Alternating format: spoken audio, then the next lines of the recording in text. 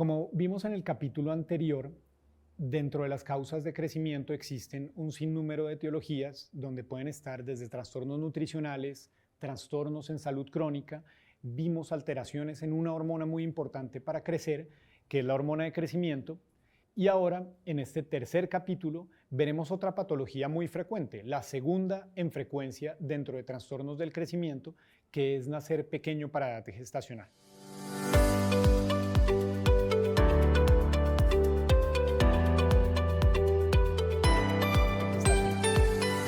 Ser pequeño para edad gestacional implica que el peso o talla al nacer sean inferiores a la normalidad dentro de una misma curva de crecimiento que se usa para gráficas fetales.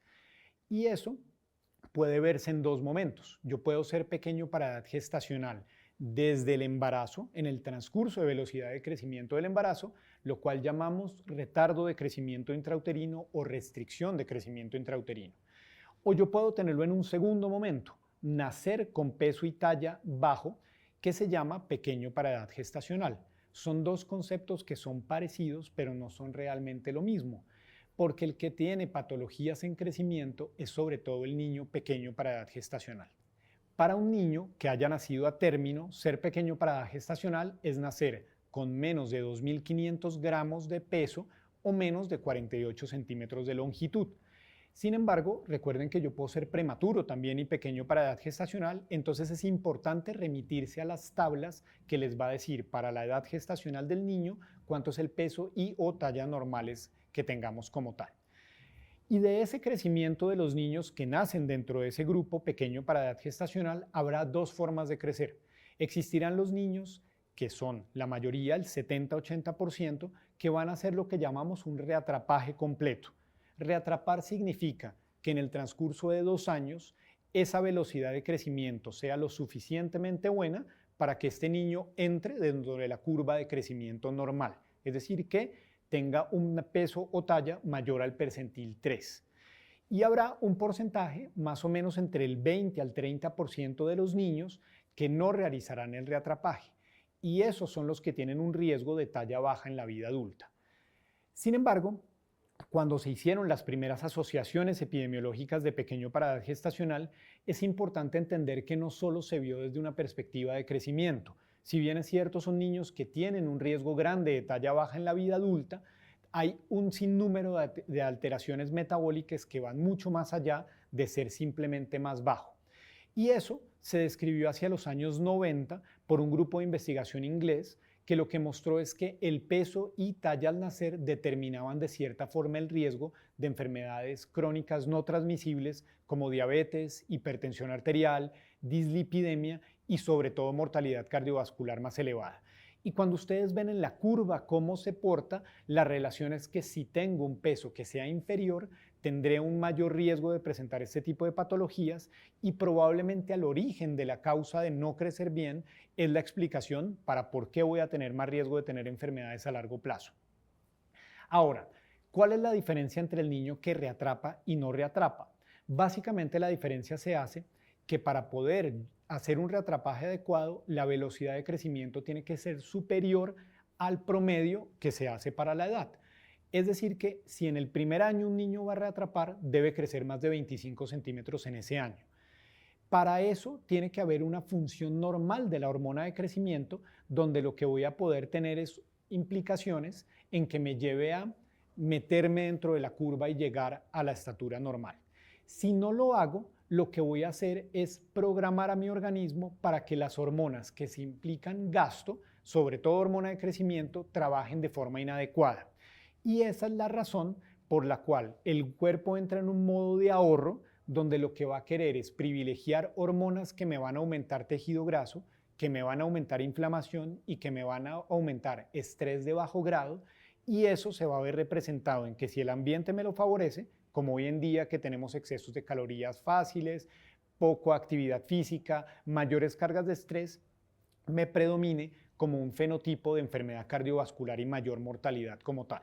Sin embargo, si el ambiente y las hormonas lo permitieron, ese niño o niña reatrapó dentro del momento adecuado y en la ventana de tiempo y va a tener un borrón en lo que va a representar el riesgo de enfermedad cardiovascular y asimismo lo que veremos de forma externa es una talla normal. Es decir que solamente tenemos riesgo para aquellos que no lograron hacer el reatrapaje entre los 2 y los 4 años, y lo que hacemos nosotros y los objetivos realmente de tratar a este grupo de niños es que no tengamos esas implicaciones negativas metabólicas como tal. Eso lo hacemos haciendo que la hormona de crecimiento esté en valores más altos, que venzamos esa resistencia que tenemos a la actividad de la hormona y finalmente vamos a tener una doble ganancia. Niños que serán adultos más sanos en la vida futura y lo segundo es una talla que entre dentro de los rangos normales para la población. En conclusión, los niños pequeños para edad gestacional, es decir, que nacen con peso y o talla por debajo de 2 desviaciones estándar para su edad gestacional, tienen un mayor riesgo metabólico y más riesgo de enfermedades crónicas no transmisibles como diabetes e hipertensión y requieren una remisión temprana para una valoración tanto de crecimiento como poder plantearse un tratamiento que mejore ese tipo de patologías y riesgos a largo plazo. Acompáñenos entonces en el siguiente capítulo para que veamos la patología genética más frecuente de alteraciones del crecimiento en la niñez.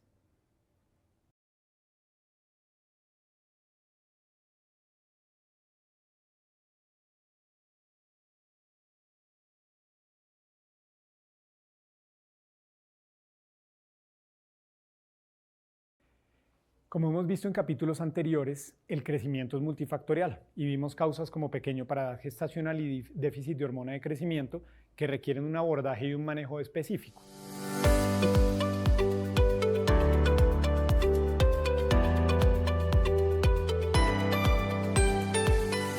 Una tercera causa muy importante de talla baja son las alteraciones genéticas, dentro de las cuales, en orden de frecuencia, lo más frecuente son alteraciones en el número de los cromosomas.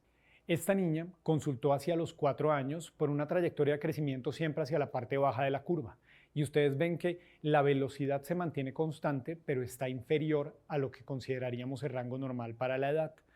Cuando ustedes analizan en la misma curva, es importante también tener presente el peso como un marcador probable de enfermedades crónicas que me estén determinando por qué esa niña está en esa posición en los percentiles. Sin embargo, ustedes ven que una ganancia de peso muy regular, muy constante, es decir, que no sería lo primero que se nos viene a la cabeza pensar en que haya alguna patología crónica o alguna enfermedad directamente relacionada con hormonas en un tipo de paciente como este. Sin embargo, es muy importante recordar que toda niña que tenga una talla inferior a 2.5 desviaciones estándar o esté por debajo del percentil 3, amerita un estudio específico para descartar una causa frecuente de alteraciones genéticas del crecimiento. Y en eso es importante en el abordaje tomar un cariotipo para este tipo de pacientes. ¿Y qué es lo que estamos mirando en los cariotipos? Estamos mirando cómo está la estructura de esos cromosomas. No es lo más frecuente ver alteraciones numéricas, sin embargo, de esas alteraciones numéricas, uno de los síndromes más frecuentes es la ausencia completa o parcial del cromosoma X. Y eso es lo que hace mucho tiempo, hace más o menos unos 90 años, fue descrito por el doctor Turner poniéndole su nombre, síndrome de Turner. Y estas niñas con síndrome de Turner tienen unas características físicas y fenotípicas que nos van a orientar a cuál es la causa de la alteración de la talla baja. Primero, sabemos que el crecimiento es muy inferior a la población de niñas no afectadas, más o menos con una brecha de 20 centímetros de talla final, y que en esa pérdida de material del cromosoma X hay un gen muy importante para crecimiento, que se llama el gen SHOX, y la ausencia de ese gen hace que el crecimiento sea mucho menor a lo que esperaríamos para población de estas características como tal. Y en ese gen se expresan factores que son muy importantes para que el hueso se diferencie normal. ¿Y qué me va a dar eso en el día práctico? Que voy a tener cúbito valgo, es decir, que la curvatura de los cúbitos es anormal y tiene unos grados diferentes a la población normal. También veremos un ensanchamiento del cuello, lo que se llama un pterygium coli o cuello alado, y eso también se acompaña de 2 alteraciones endocrinas en otros niveles. Tenemos alteraciones ováricas y envejecimiento prematuro del ovario, que me va a dar retardo de la pubertad, amenorrea primaria, es decir, que no tendremos sangrado menstrual a la edad normal, y tercero, va a tener infertilidad en este grupo de pacientes con un porcentaje mucho mayor. Y lo segundo es que tendremos también alteraciones metabólicas acompañando al síndrome. Hay una tasa más alta de diabetes, hay una tasa más alta de hipertensión arterial y de alteraciones de lípidos. Pensar también siempre en evaluar el corazón. Son niñas que tienen muy frecuente cardiopatía, sobre todo en la aorta, es decir, que tenemos que ir a buscar activamente alteraciones en el callado y en la válvula aórtica como tal.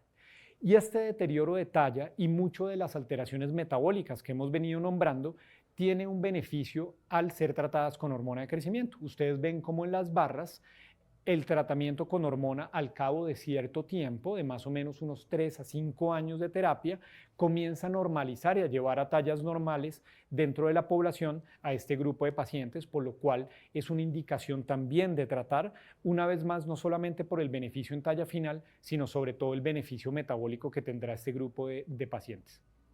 Entonces, concluiríamos diciendo, síndrome de Turner es aquella ausencia parcial o completa del cromosoma X en un fenotipo femenino, solamente lo veremos en niñas, y que se acompaña de talla baja y alteraciones a otros niveles que amerita tanto un diagnóstico como un tratamiento oportuno. Acompáñenme en el siguiente capítulo a que hablemos un poco de las particularidades del adolescente y qué implica tanto la adherencia como la transición en este grupo de edad.